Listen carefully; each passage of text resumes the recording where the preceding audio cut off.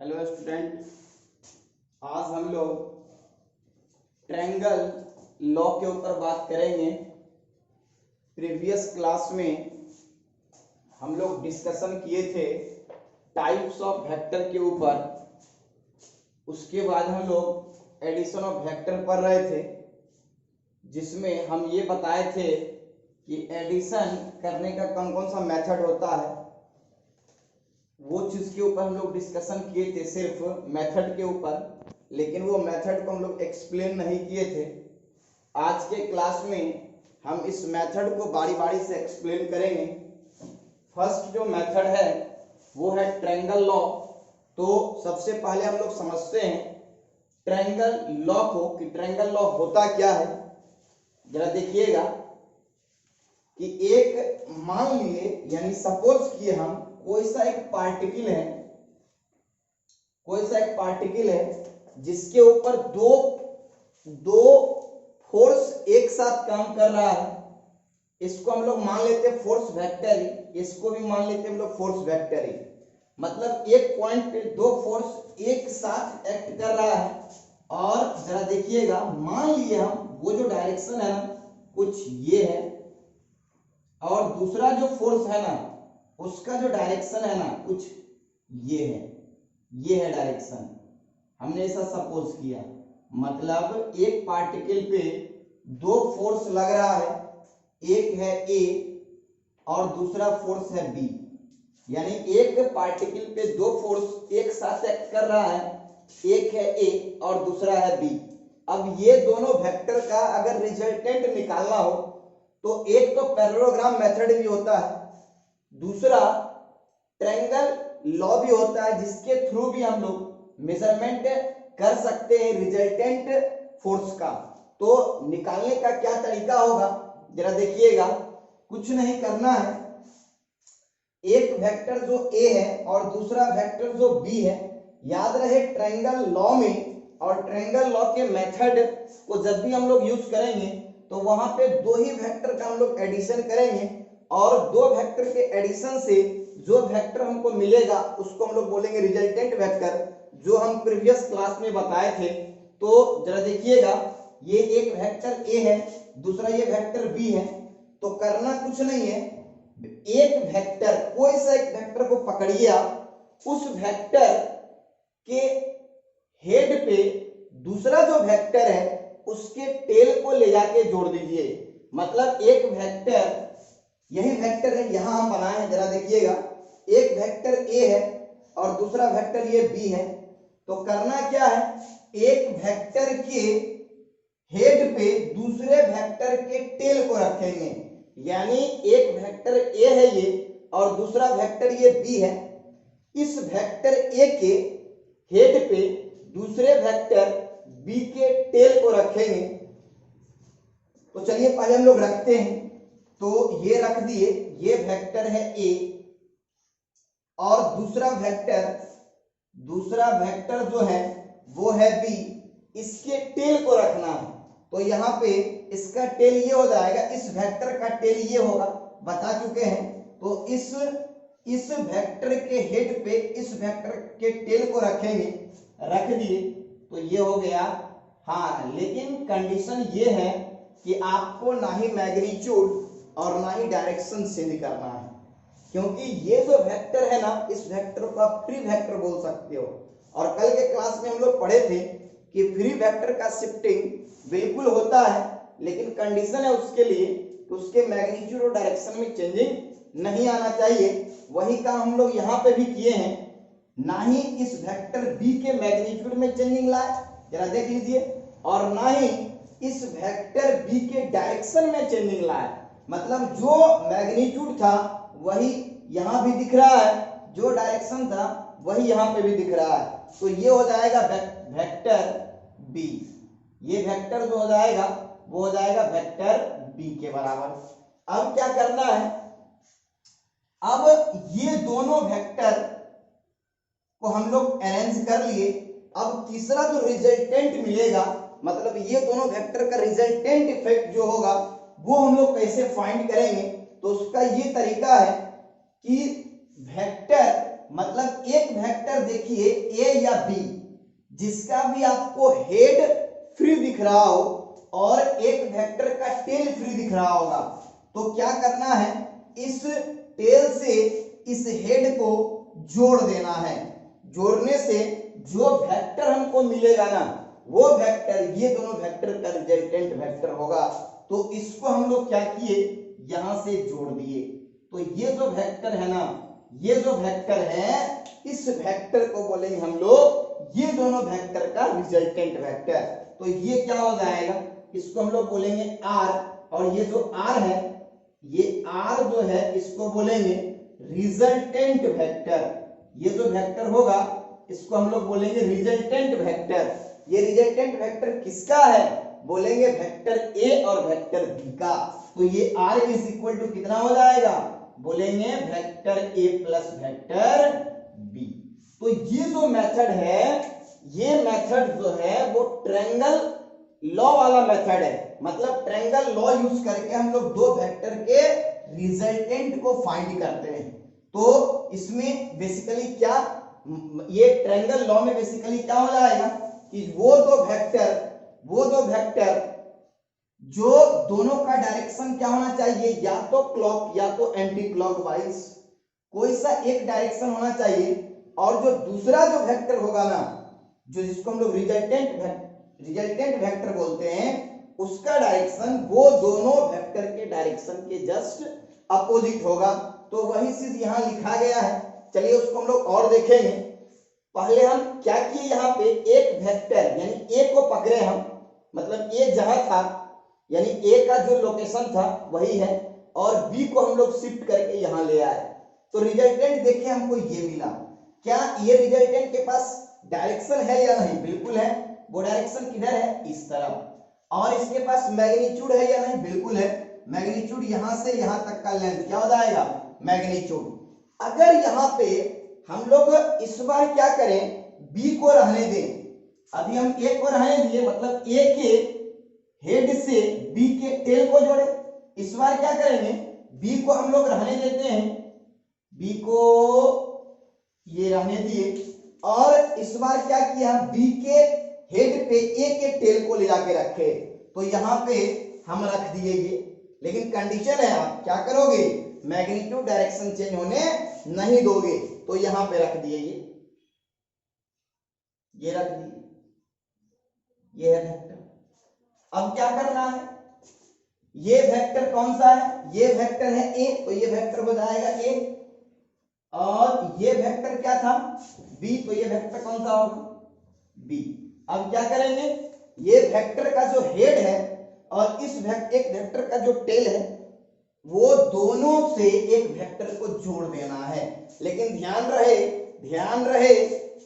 Head का हमेशा जो मिलना होगा ना, हेड जो हमेशा मिलेगा वो हेड से, और टेल हमेशा मिलेगा किससे, टेल से। तो इसको हम लोग यहां से क्या किए, जोड़ दिए, यहां से जोड़ दिए। अब जरा देखिए ये क्या है, बोलेंगे वेक्टर ए और वेक्टर बी का रिजल्टेंट वेक्टर। तो ये होगा आर वेक्टर, और ये कितना हो जाएगा, वेक्टर ए प्लस बी बोलो या बी प्लस ए बोलो, कोई दिक्कत नहीं है। तो ये हो जाएगा vector a plus vector B.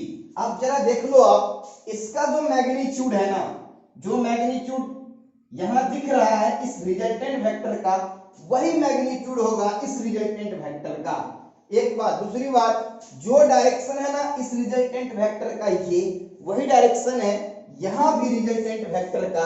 जरा देख लीजिए आप, दोनों का डायरेक्शन क्या है जी, दोनों का डायरेक्शन सेम, और दोनों का मैग्नीट्यूड भी कैसा है, दोनों का मैग्नीट्यूड भी सेम है।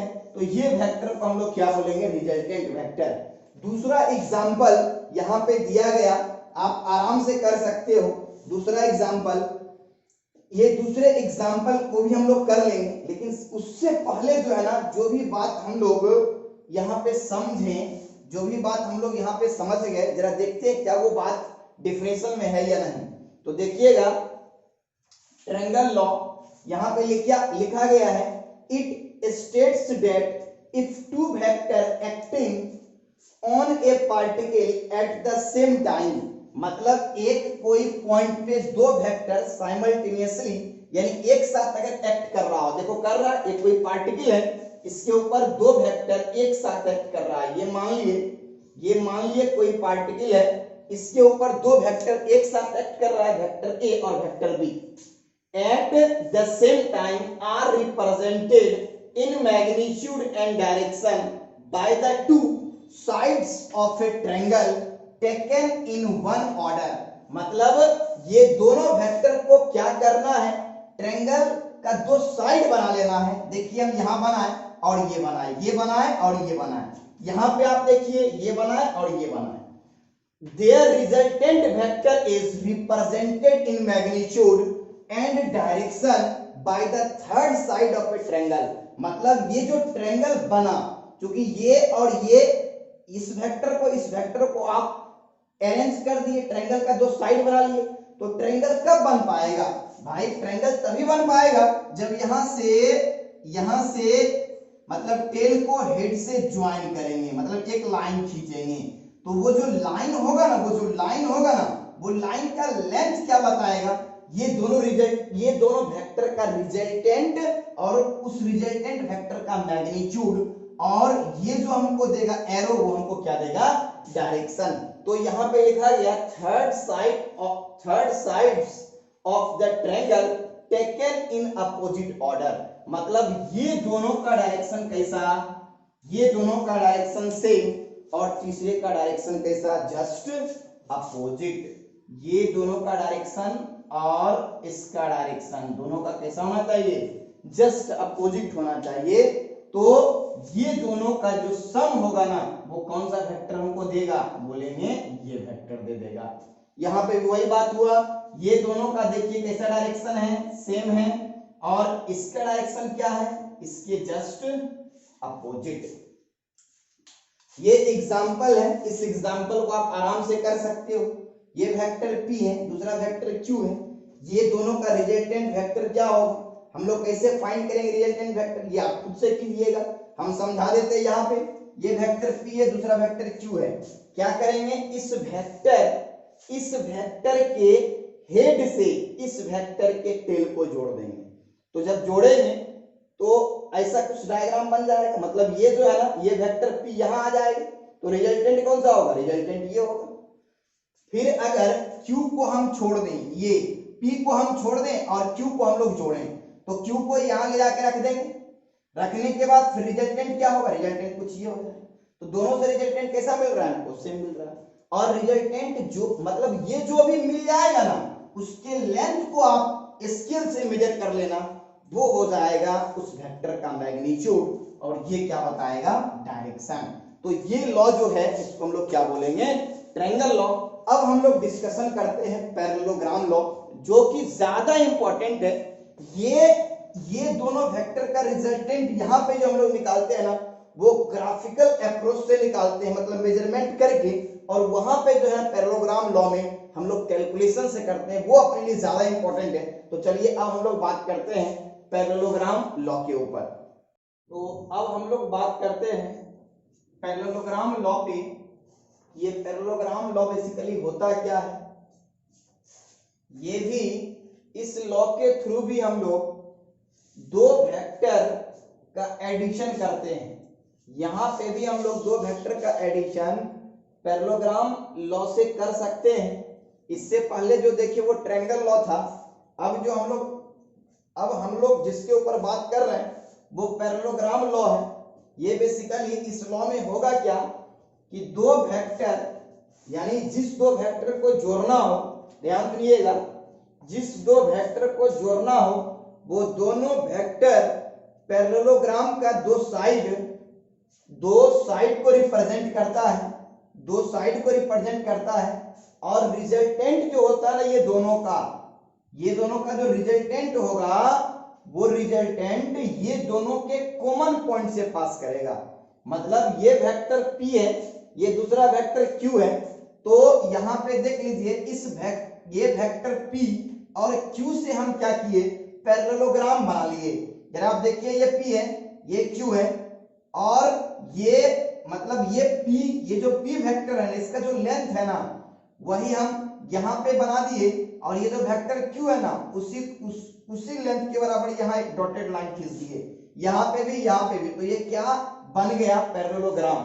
तो ये दोनों जो P और Q है ना, ये इस पैरेललोग्राम के लॉ के अकॉर्डिंग ये दोनों P और जो Q है दो साइड को रिप्रेजेंट करेगा और जो रिजल्टेंट होगा ये दोनों का वो कॉमन पॉइंट, ये दोनों का जो कॉमन पॉइंट है ना वहां से पास करेगा। तो ये P और Q का कॉमन पॉइंट कौन सा होगा, यही तो होगा कॉमन पॉइंट। तो यहां से जो वेक्टर पास करेगा ना वो वेक्टर इस वेक्टर और इस वेक्टर का क्या होगा, रिजल्टेंट वेक्टर। तो ये जो वेक्टर है, ये जो वेक्टर रेड कलर से बनाया गया वो कौन सा वेक्टर है, बोलेंगे रिजल्टेंट वेक्टर।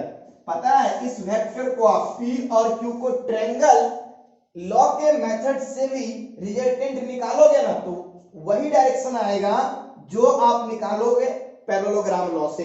तो खैर उसके ऊपर हम बात कर ही चुके हैं, आप अगर कीजिएगा ट्रायंगल लॉ से भी तो रिजल्टेंट का यही डायरेक्शन आएगा। लेकिन यहाँ पे फायदा ये होता है कि हम लोग को मेजरमेंट नहीं करना होता है पैरेललोग्राम लॉ में। यहाँ पे जो है ना हम लोग कैलकुलेशन से रिजल्टेंट का मैग्नीट्यूड निकाल लेते हैं, रिजल्टेंट वेक्टर का मैग्नीट्यूड और साथ में डायरेक्शन। तो निकालने का तरीका क्या होगा, रिजल्टेंट का फॉर्मूला क्या आएगा और साथ ही साथ वो रिजल्टेंट का डायरेक्शन क्या होगा, हम लोग कैसे फाइंड करेंगे, उसके लिए हम यहाँ कुछ कैलकुलेशन कर रहे हैं। जरा उस कैलकुलेशन को ध्यान से देखिएगा, आपको समझ में आ जाएगा। कुछ रिजल्ट सामने निकल के आएगा, रिजल्टेंट के मैग्नीट्यूड को निकालने का वो रिजल्टेंट के मैग्नीट्यूड का जो फॉर्मूला आएगा उसको हम लोग एक बक्से में बंद करेंगे, उसको आप याद कर लीजिएगा, उसका एप्लीकेशन हर एक जगह देखने को मिलेगा। जरा देखिएगा, ये वही चीज देखो, जो अभी बात समझा है वही चीज लिखा हुआ है, एक बार हम पढ़ देते हैं, आप इसको समझिए। यहाँ लिखा गया parallelogram law, the two vector are represented by the adjacent of a parallelogram. मतलब जो पैरेललोग्राम बनाए हैं ना उसके दो साइड को रिप्रेजेंट कर रहा है, यानी adjacent of a parallelogram. Then the resultant is given by diagonal passing through their common point.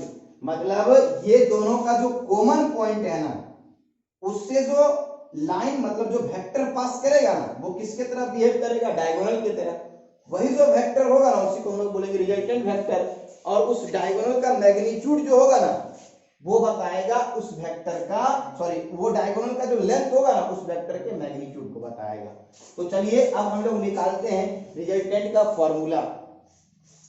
तो ये वेक्टर अगर Q है तो ये क्या होगा, कोई बताओगे क्या, ये जो लेंथ होगा वो क्या होगा, बोलेंगे सर ये जो लेंथ होगा ना वो होगा मॉड ऑफ Q। ये जो लेंथ होगा वो क्या होगा, मॉड ऑफ Q, ये लेंथ हो जाएगा मॉड ऑफ Q। ये वेक्टर P है तो ये लेंथ क्या होगा, बोलेंगे ये होगा मॉड ऑफ वेक्टर P। इसमें तो कोई डाउट नहीं आना चाहिए। ये वेक्टर Q है तो इसका मॉड ऑफ Q हो जाएगा, ये वेक्टर P है तो ये होगा मॉड ऑफ P। अब देखो यहाँ पे कुछ हम लोग जो है ना कुछ एक्स्ट्रा यहाँ पे काम करेंगे और जिससे रिजल्टेंट निकालेंगे। क्या करेंगे जरा देखिएगा, हम इसको जो है ना इससे मतलब इस लाइन के ऊपर यहां से परपेंडिकुलर लाइन खींचते हैं। तो हमने ये लाइन खींच दिया परपेंडिकुलर और इसको यहां से जोड़ देते हैं। अब देखिए ये एंगल है थीटा, जरा ध्यान दीजिएगा, ये P है ये Q है, ये दोनों के बीच एंगल ये थीटा है। तो इस लाइन के बीच इसके और इसके बीच एंगल है थीटा, तो यहां पे ये एंगल कितना होगा, तो इसका जवाब होगा थीटा। क्योंकि ये लाइन जो है ना मतलब ये जो वेक्टर है ना इससे जितना एंगल पे है यहां भी ये लाइन इस हॉरिजॉन्टल से उतना ही एंगल पे है। तो ये अगर Q है, ये देखो ये थीटा, इसको बेसिकली Q नहीं बोलेंगे, ये थीटा है, जरा ध्यान दीजिएगा, और ये Q वेक्टर है, ध्यान रहे, ये है थीटा और ये है Q। चलिए इसको हम लोग स्मॉल q कर लेते हैं, इसको हम लोग स्मॉल q कर लेते हैं, ये हो जाएगा स्मॉल q। और ये क्या है थीटा, तो ये भी क्या होगा जी स्मॉल q हो जाएगा, ये भी स्मॉल q होगा। अब इसका अगर रिजल्टेंट निकालना, पहले देखिए हम लोग क्या करेंगे। यहाँ पे सबसे पहले हम ये डिस्टेंस फाइंड कर लेते हैं। तो चलिए अब हम लोग ये डिस्टेंस फाइंड करते हैं, ये डिस्टेंस कैसे निकलेगा इसके बारे में हम लोग डिस्कशन करते हैं। यहाँ पे जो है ना हम लोग ट्रायंगल मान लिए, यहाँ पे हम सपोज किए, चलो पहले हम लोग नेमिंग कर लेते हैं। नेमिंग जरा देखिएगा, मान लिया हम ये पॉइंट टी है, ये टी, ये आर, ये चलो ये टी, इसको हम लोग एस मान लेते हैं और इसको हम लोग पी मान लेते हैं। तो जरा देखिएगा, ट्रायंगल आपको दिख रहा होगा, राइट एंगल ट्रायंगल टीएसपी। तो यहां लिखते हैं हम in right angle triangle TSP, in right angle, in right angle triangle TSP, TSP. जरा देखिएगा टीएसपी में यहाँ पे ये एंगल, ये जो एंगल है, ये जो एंगल है थीटा, वो किसके किसके बीच का एंगल है, वेक्टर P और वेक्टर Q के बीच का एंगल। तो ये एंगल जो है ना हम लोग मेजर कर सकते हैं, जो कुछ भी होगा, और क्वेश्चन ये एंगल गिवन रहता है तो इसी के फॉर्मेट में निकालते हैं हम। तो ये एंगल अगर थीटा है और ये हमको मालूम करना है, ध्यान सुनिएगा, ये एंगल थीटा है, ये हमको मालूम करना है, और ये लेंथ हमको मालूम है, ये लेंथ कितना है, तो बोलेंगे मॉड ऑफ क्यू। क्यों? क्योंकि जितना लेंथ, जितना मतलब ये लेंथ होगा वही लेंथ के बराबर ये भी लेंथ होगा, मतलब ये अगर क्यू है तो इसका लेंथ कितना होगा, मॉड ऑफ क्यू। और ये वेक्टर, अगर ये वेक्टर, ये जो वेक्टर क्यू है तो इसका लेंथ होगा मॉड ऑफ क्यू, और उसी के बराबर पैरेललोग्राम में जो सामने का, जो सामने का जो साइड होगा उसका लेंथ इसी के बराबर होगा, तो ये हो जाएगा मॉड ऑफ क्यू, जिसको आप क्यू भी बोल सकते हो। तो ये मालूम है, ये मालूम है, ये निकालना है। तो हम लोग क्या करेंगे, साइन थीटा अगर लगाएं तो लगा सकते हैं। साइन थीटा क्या हो जाएगा, p by H. Sign theta क्या होगा, पी बाय एच। ये है पी, ये है एच, तो साइन थीटा, चलिए हम लोग लगाते हैं साइन थीटा। तो साइन थीटा क्या हो जाएगा, पी बाय एच, यानी sine theta equal to p by h. इसको हम x मान लेते हैं, तो कितना हो जाएगा, x डिवाइड h कितना है जी, h है st, और st किसके बराबर है, मॉड ऑफ q के बराबर। तो यहां से x इज इक्वल टू कितना आ गया, यहां से x इज इक्वल टू आ गया mod of q sign theta.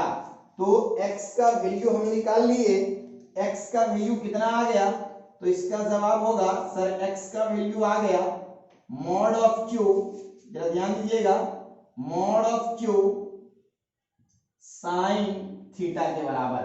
तो हम x का वैल्यू निकाल लिए। अब हम निकालते हैं किसका वैल्यू, हम निकालते हैं TP का वैल्यू। ऐसा क्यों कर रहे हैं आपको मालूम चल जाएगा। चलिए अब हम लोग इसी ट्रायंगल में बात करते हैं और देखते हैं cos थीटा। cos थीटा किसके बराबर होगा, तो cos थीटा देखते हैं हम लोग, cos थीटा क्या होगा, तो cos थीटा हो जाएगा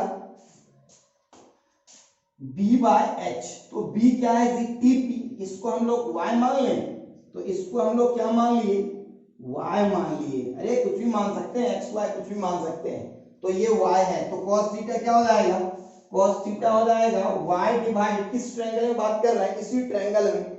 तो क्या हो जाएगा, cos theta is equal to y divide क्या हो जाएगा, मॉड ऑफ q। तो यहां से y इज इक्वल टू क्या हो जाएगा, mod of q cos theta. तो इस ट्रायंगल में क्या क्या देखे हम, साइन थीटा भी देखे, cos theta. Sine theta equal to x by mod of q, यहां से x निकाल लिए, cos theta equal to y divide mod of q, यहां से हम y निकाल लिए। तो y का वैल्यू कितना आ गया, तो इसका जवाब होगा y का वैल्यू आ गया mod of q cos theta.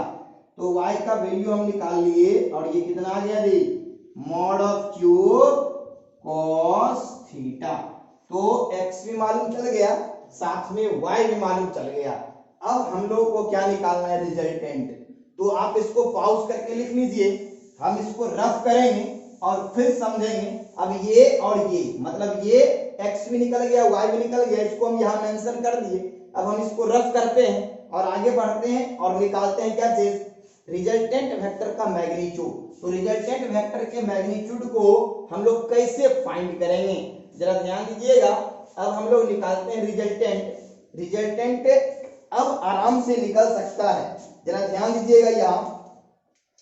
यहां से यहां तक का लेंथ बताइए, यहां से यहां तक का लेंथ क्या हो जाएगा, यहां से यहां तक का लेंथ होगा मॉड ऑफ p, जरा ध्यान देगा सब, मॉड ऑफ p यानी ये लेंथ इस वेक्टर का, ये जो लेंथ होगा, इस वेक्टर का जो लेंथ होगा वो मैग्नीट्यूड को रिप्रेजेंट करेगा। तो ये मैग्नीट्यूड कितना हो जाएगा, मॉड ऑफ p प्लस कितना हो जाएगा, y की जगह क्या है जी, mod of q cos theta. तो ये हो जाएगा mod of q cos theta के बराबर। जरा ध्यान दीजिएगा, ये होगा mod of p plus mod of q क्या, cos थीटा। तो ये डिस्टेंस आ गया, मतलब ये डिस्टेंस यहां से यहां तक का डिस्टेंस होगा ये। अब उसके बाद ये टोटल डिस्टेंस कितना है, mod of q sin theta. अब देखो, अब हम लोग बात करते हैं, चलो यहाँ पे हम लोग नेमिंग कर लेते हैं, यहाँ पे नेमिंग कर लेते हैं, ये s है ये p है, यहाँ पे हम लोग कर लेते हैं z कर लेते हैं। तो बात करते हैं हम in right angle triangle ZSP। तो जरा ध्यान दीजिएगा, in right angle triangle, in right angle triangle किसमें, ZSP में, ZSP में हम लोग देखते हैं। तो क्या हम लोग लिख सकते हैं, पाइथागोरस थ्योरम हम लोग जानते हैं, क्या हो जाएगा, मॉड ऑफ r का स्क्वायर इज इक्वल टू क्या हो जाएगा जी, रूट अंडर, या रूट तब होगा जब ये 2 को हम लोग हटा लेंगे, यानी r स्क्वायर इक्वल टू क्या हो जाएगा, x स्क्वायर प्लस हम लोग लिखेंगे x स्क्वायर, और x के जगह क्या है, mod of q sine theta. इसका क्या हो जाएगा जी, स्क्वायर प्लस ये डिस्टेंस का स्क्वायर, ये डिस्टेंस कितना है, mod of p plus mod of q, जरा ध्यान देगा सर, मॉड ऑफ q और ये क्या है, cos थीटा। इसका क्या हो जाएगा, स्क्वायर। तो अब हम लोग क्या करेंगे, जरा ध्यान दीजिएगा, हो गया खत्म। तो ये हो जाएगा मॉड ऑफ r का स्क्वायर इज इक्वल टू इस q, मॉड ऑफ q के स्क्वायर को हम लोग क्या लिखेंगे, ये पावर जो इस पे भी आएगा इस पे भी जाएगा, तो ये क्या हो जाएगा जी, मॉड ऑफ q का स्क्वायर, और ये क्या होगा, साइन स्क्वायर थीटा। फिर इस तरफ क्या हो जाएगा जी, ये देखो a प्लस बी का होल स्क्वायर है, a प्लस बी का होल स्क्वायर होता है a square plus 2ab plus b square. तो क्या हो जाएगा जी, mod of p plus a square plus b square. तो क्या हो जाएगा, मॉड ऑफ q इसका स्क्वायर cos स्क्वायर थीटा, यानी a square plus b square plus,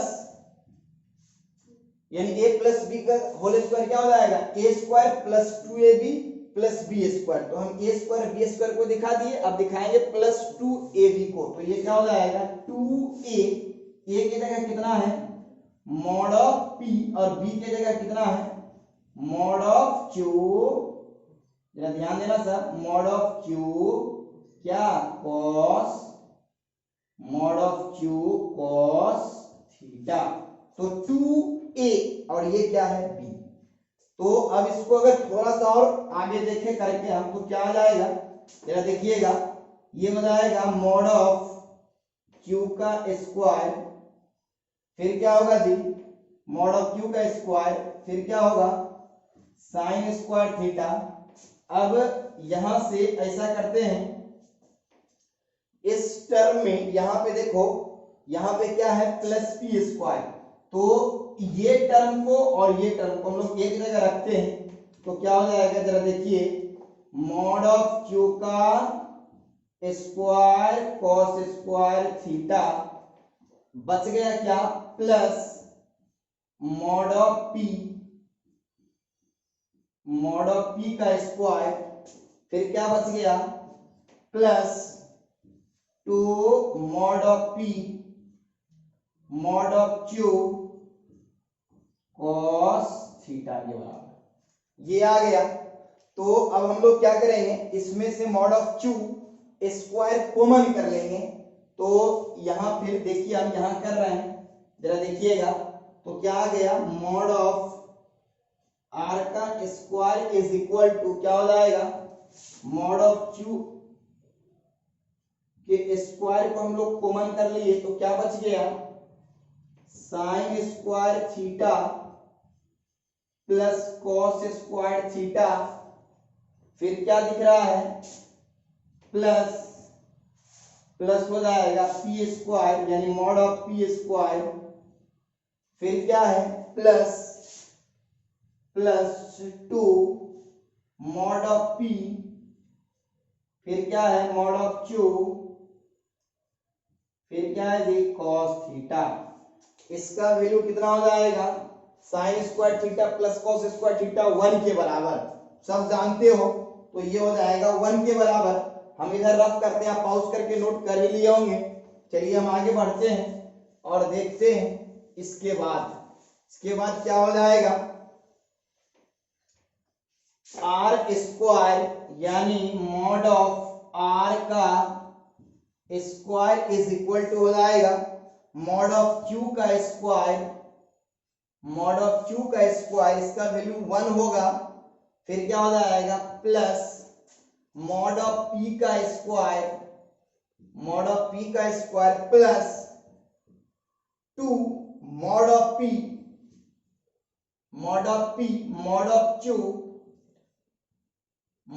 Q और क्या है जी, कॉस थीटा। तो ये रिजल्ट आ गया। अगर हम यहाँ पे एक स्टेप और देखें तो यहां से अगर हम लोग r निकाल लें, मॉड ऑफ r, तो कितना हो जाएगा जी, रूट ओवर यानी रूट अंडर क्या हो जाएगा, हो जाएगा मॉड ऑफ, इसको हम लोग लिख सकते हैं p का स्क्वायर, थोड़ा सा अच्छा लगे इसके लिए, मॉड ऑफ q का square plus 2 mod of p mod of q cos theta. तो ये आ गया फॉर्मूला रिजल्टेंट का, यानी जब भी दो वेक्टर के दो वेक्टर का अगर रिजल्टेंट निकालना हो तो आप ट्रायंगल लॉ के साथ साथ पैरेललोग्राम लॉ भी यूज कर सकते हो। ट्रायंगल लॉ यूज करना है उससे निकाल लो, और पैरेललोग्राम लॉ यूज करना है तो पैरेललोग्राम लॉ से निकाल लीजिए। लेकिन ट्रायंगल लॉ में क्या होता है, स्केल वगैरह से मेजरमेंट करते हैं हम लोग, तो वो ना करके इसमें हम लोग डायरेक्ट कैलकुलेशन कर लेते हैं पेन से। तो हम लोग यही हमेशा इसी मेथड को यूज करके निकाला करेंगे। बेसिकली होता क्या है कि जब सिर्फ और सिर्फ P और Q दे दिया हो, मतलब उसका मैग्नीट्यूड नहीं दिया हो, मतलब नंबर के फॉर्मेट में नहीं दिया, तो हम लोग ट्रायंगल लॉ यूज करेंगे। और अगर नंबरिकल वैल्यू दे दिया हो ना तो हम लोग ये यूज करेंगे पैरेललोग्राम लॉ का रिजल्ट। तो रिजल्टेंट आ गया किसके बराबर, रिजल्टेंट आ गया मॉड ऑफ पी का square plus mod of q का square plus 2 mod of p mod of q cos theta, जहां पे थीटा क्या है, where theta is angle between vector p and q। तो यहां लिख सकते हैं हम लोग where theta is angle between vector p and q, angle between p and q। तो थीटा क्या हो जाएगा, p और q के बीच का एंगल। तो ये कर लीजिए। अब हम लोग इसके स्पेशल, अब हम लोग जो बात करेंगे इसके स्पेशल केस के ऊपर। तो चलिए अब हम लोग डिस्कशन करते हैं इसके स्पेशल केस के ऊपर। चलिए अब हम लोग स्पेशल केस के ऊपर बात करते हैं। फर्स्ट केस ये है कि जब एंगल जो है ना वेक्टर P और वेक्टर Q के बीच 0 डिग्री हो। ये ध्यान दीजिएगा, जब एंगल क्या हो वेक्टर P और Q के बीच, देखो ये वेक्टर P है, ये वेक्टर Q है, ये दोनों के बीच का एंगल कितना है 0 डिग्री। अभी से ये सब बात अपने दिमाग में सेट रखिए। इलेक्ट्रोस्टैटिक्स चालू जब करेंगे, जल्द कर देंगे चालू, तो वहां पे ये सब रिजल्ट का एप्लीकेशन होगा, और अगर वहां आप नहीं बता पाए तो समझ में नहीं आएगा। तो एंगल बिटवीन जो है ना vector P and Q is 0 degree. जब एंगल 0 हो, देख लीजिए आप, ये वेक्टर है, एक वेक्टर P है, दूसरा वेक्टर Q है, और दोनों जो है ना एक ही डायरेक्शन में। याद रहे, एंगल पता करने के लिए हमेशा टेल को किससे जोड़ेंगे, टेल से जोड़ेंगे, टेल को हमेशा टेल से जोड़ेंगे। तो यहाँ पे देखिए इस वेक्टर का टेल ये है, दूसरे वेक्टर का टेल ये है। अब ये दोनों को जोड़ोगे जब, तो क्या इसको घुमा के जोड़ेंगे? नहीं। क्या इसको घुमा के तब जोड़ देंगे? नहीं, घुमा के जोड़ना अलाउ नहीं है। ये वेक्टर फ्री वेक्टर है। फ्री वेक्टर का कंडीशन है कि आप उसको शिफ्ट करो, लेकिन ना ही उसके मैग्नीट्यूड में चेंजिंग होना चाहिए, ना ही डायरेक्शन में चेंजिंग होना चाहिए। तो ये वेक्टर P है, ये दूसरा वेक्टर कौन सा है? Q वेक्टर है। तो ये दोनों के बीच थीटा कितना है? 0 डिग्री। थीटा के लिए क्या करेंगे? फिर से टेल को टेल से जोड़ेंगे। ये वेक्टर यहाँ है, ये वेक्टर यहाँ है, टेल को टेल से जोड़ो, जोड़ दिए। ऐसे नहीं जोड़ेंगे भाई, तुम बोले कुछ एंगल आ जाएगा, ये तो डायरेक्शन चेंज कर देना। ऐसे लाएंगे, पैरेलल लाएंगे, ले आए और इससे जोड़ दिए, तो एंगल कितना दिख रहा है? 0। भाई एंगल तब ना दिखेगा जब बताइए एक दूसरे से कुछ इंक्लाइंड रहेगा। क्या इंक्लाइंड दिख रहा है? नहीं। दोनों के बीच एंगल कितना है? 0 डिग्री। तो थीटा कितना है जी? 0 डिग्री। थीटा अगर 0 होगा तो रिजल्टेंट क्या होगा? जरा देखिए, रिजल्टेंट का फॉर्मूला आपके पास है और उस फॉर्मूला में आप रख दीजिए। तो mod of R is equal to कितना हो जाएगा? बोलिए। ये हो जाएगा मॉड ऑफ P का square plus mod of Q का square plus 2 mod of P, फिर होगा मॉड ऑफ Q, फिर क्या हो जाएगा? cos 0 degree. क्योंकि 0 एंगल कितना है? 0 डिग्री। cos 0 कितना होता है? 1 के बराबर। तो यहां कितना रख देंगे? 1। तो क्या हो जाएगा? बोलिए। जब 1 रखेंगे तो क्या आ जाएगा? जरा ध्यान दीजिएगा, ये हो जाएगा मॉड ऑफ P का square plus mod of Q का square plus 2 mod of P, फिर क्या होगा जी? Mod of Q। cos 0 कितना होता है? 1 के बराबर। तो क्या आ गया? cos 0 कितना होगा? 1 के बराबर। तो यहाँ पे cos 0 का वैल्यू कितना हो जाएगा? 1। तो क्या आ जाएगा? Mod of P plus mod of P का square plus mod of Q का square plus 2 mod of P mod of Q। ये रिजल्ट जैसे बोले ना एंगल 0 है, एंगल कितना है? 0 के बराबर। तो आप ये जो है ना फॉर्मूला लगा सकते हो। इसको थोड़ा और अगर हम लोग देखें, इसको और आगे बढ़ाएं, तो क्या कर सकते हैं? हम इस रिजल्ट को मिटाते हैं। रिजल्ट आपके कॉपी में है, देखिएगा जरा ध्यान से। हम यहां कर देते हैं, जरा ध्यान देना सर। इसको और क्या लिखा जा सकता है? तो इसको हम लोग लिख सकते हैं, इसको हम लोग लिख सकते हैं, जरा ध्यान दीजिएगा। इसको हम लोग क्या लिख सकते हैं? इसको हम लोग लिख सकते हैं root mod of P square plus mod of Q square plus 2 mod of mod of P mod of Q। तो इसको क्या लिखेंगे जी? देखो, इसको आप A मान लो, इसको B मान लो, तो ये क्या हो जाएगा? A square plus B square plus 2AB। तो A प्लस B के का होल स्क्वायर है ये। तो क्या हो जाएगा जी? Mod of P plus mod of Q, इसका क्या? स्क्वायर। अब ये कैंसिल हो गया, क्या आ गया जी?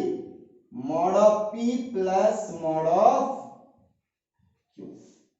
तो कुछ नहीं करना है, याद रहे, कुछ नहीं करना है, याद रहे। ये क्या है, मॉड ऑफ पी क्या है, इस वेक्टर का मैग्नीट्यूड। ये मॉड ऑफ क्यू क्या है, इस वेक्टर का मैग्नीट्यूड। तो जब भी रिजल्टेंट निकालना हो, एंगल अगर जीरो हो तो कुछ नहीं करना है, इस वेक्टर के मैग्नीट्यूड को और इस वेक्टर के मैग्नीट्यूड को जोड़ देना है, खत्म। ये हो गया, देख लीजिए आपके पास रिजल्ट आ गया। तो रिजल्ट, हम जो रिजल्ट आया ना उस रिजल्ट को यहां लिख लेते हैं, आप इस रिजल्ट को याद रखिएगा। तो मॉड ऑफ आर क्या आ गया जी, मॉड ऑफ आर आ गया mod of P plus mod of Q. इसको भूल जाना 2 दिन के बाद, है ना, 2 ही दिन के बाद भूल जाइएगा। चलिए, तो ये आ गया। अब हम लोग बात करते हैं, इसको हम रफ करते हैं, आप मेंशन कर ही लिए होंगे, और सबका रिजल्ट हम इस तरफ लिखेंगे, एक्सप्लेन हम इस तरफ करेंगे। चलिए, तो अब हम लोग बात करते हैं, जब एंगल कितना हो 90 डिग्री, जब एंगल 90 होगा तो क्या होगा, इसके ऊपर बात कर लेते हैं। जब एंगल कितना हो 90 डिग्री, याद कीजिए रिजल्टेंट का फॉर्मूला बता चुके हैं, अब तक तो याद हो जाना चाहिए। क्या हो जाएगा, मॉड ऑफ पी का square plus mod of q का square plus 2 mod of p, फिर क्या होगा जी, मॉड ऑफ क्यू कॉस कितना डिग्री 90, कॉस 90 कितना होता है 0, कॉस 90 कितना होगा जी 0 के बराबर। तो क्या आ गया रिजल्ट, मॉड ऑफ पी का square plus mod of q का स्क्वायर। तो इसका रिजल्ट क्या आ गया, रिजल्टेंट, इसका रिजल्टेंट क्या आ गया बोलिए, इसका रिजल्टेंट हो जाएगा मॉड ऑफ पी का square plus mod of q का स्क्वायर। ये आ गया रिजल्टेंट, ये आ गया रिजल्टेंट। किसका रिजल्टेंट आ गया, जब तो वेक्टर कैसा हो, एक दूसरे से परपेंडिकुलर। चलिए, अब हम लोग बात करते हैं, इसको भी आप रफ में कहीं लिख लीजिएगा, साइड में ही रफ करके, और ये रिजल्ट आप याद रखिएगा क्योंकि हम आपसे रिजल्ट ही मांगेंगे। चलिए, अब बात करते हैं हम लोग, जब एंगल कितना हो 180 डिग्री, यहाँ पे एंगल कितना है जी 180 के बराबर, यहाँ एंगल कितना है 180 के बराबर। अब जरा देखिए, ये वेक्टर P है, ये वेक्टर Q है, तो ये एंगल कितना है 180 के बराबर। तो जब 180 हो तो रिजल्टेंट क्या होगा, जरा देखो, अभी फिर से लिख रहे हैं फॉर्मूला, देखिएगा, mod of R is equal to कितना हो जाएगा, मॉड ऑफ P का square plus mod of Q का स्क्वायर,